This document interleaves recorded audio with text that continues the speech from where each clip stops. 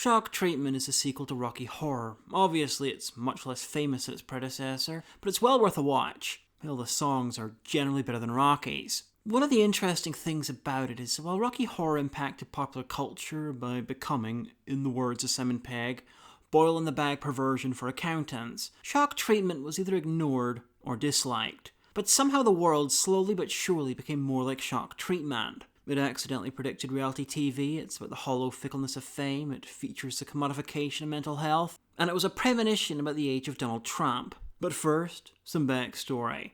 It started out as a straight sequel to Rocky Horror, where Frankenfurter came back to life and Janet was pregnant, but they didn't know who the father was. Songs were written and Richard O'Brien was pleased with the script. Thing is, Tim Curry didn't want to play Frank again, so the songs were repurposed and attached to a new script, The Brad and Janet Show. I should mention that Susan Sarandon had become a big star by this point, and Barry Bostwick was busy, so Brad and Janet had to be recast. Tim Curry dropped out about this point, seeing as the character that Frank became, Farley Flavors, was Brad's identical twin, and he didn't think he could do justice to both parts. Yeah, Tim Curry as Brad. Think about that. The basic plot of the Brad and Janet Show was the same as Shock Treatment, except it was to be filmed and set in an actual small town. You know, like you'd expect instead of a TV studio. It became Shock Treatment when there was a strike, and the only option to film it was a TV studio, meaning a rewrite where the town of Denton has been turned into a massive studio complex, complete with many, many shows presented by locals, and accidentally turned the whole thing into a prediction of reality TV. And on top of that, through happenstance and reality becoming increasingly unrealistic, this fun piece of nonsense is now a near-perfect gonzo parody of the United States under Trump. In short, Denton is a small town and explicitly the avatar of the USA as a whole. Denton, I just like to mention you're home of you. You're America's truth. You're Denton, USA.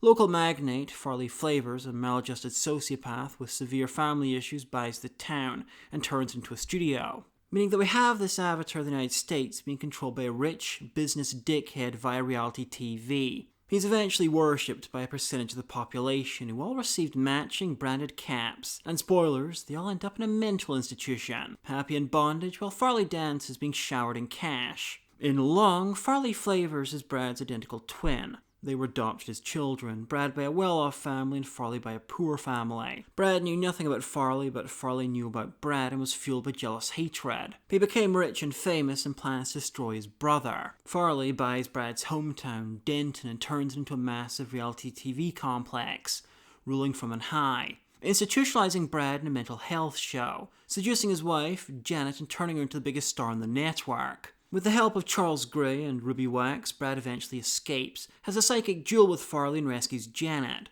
They escape Denton with some kids, and it's not exactly a happy ending, as almost everyone in the town now worships Farley, who dances in a rain of cash in the eye of a maze of delusion.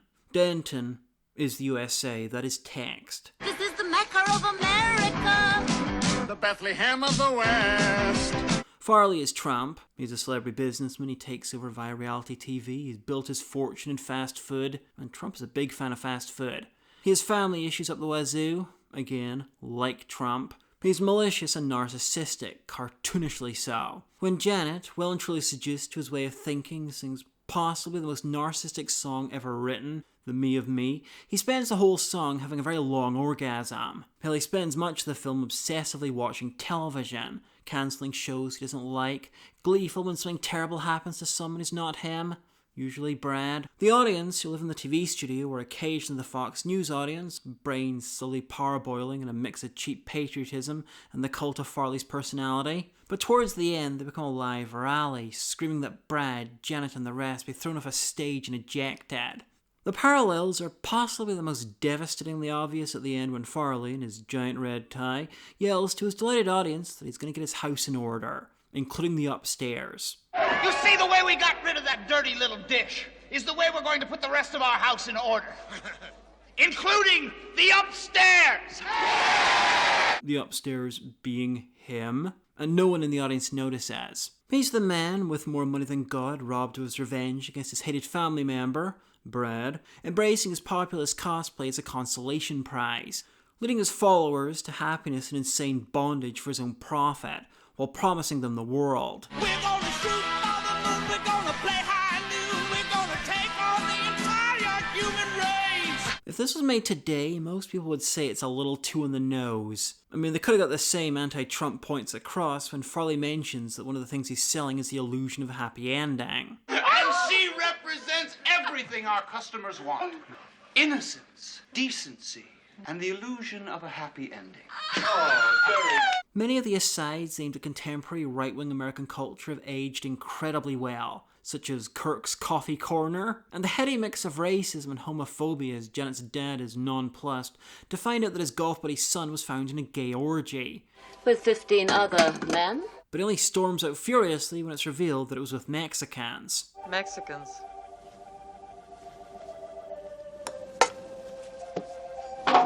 There's even some things that have become jokes with time, like Denton TV, DTV, Donald TV. The parallels between this film and a funhouse mirror version of contemporary America are numerous and ridiculously detailed. Give it a watch and see for yourself. Or just give it a watch. Shock Treatment's not as polished as Rocky Horror, but it's still a fantastic time. Plus, it has pre-Young One's Rick Mail in a supporting role. Young male intern, tall and handsome. Got my hands so high, don't say I'm being cheated. With legs like mine, I'm really made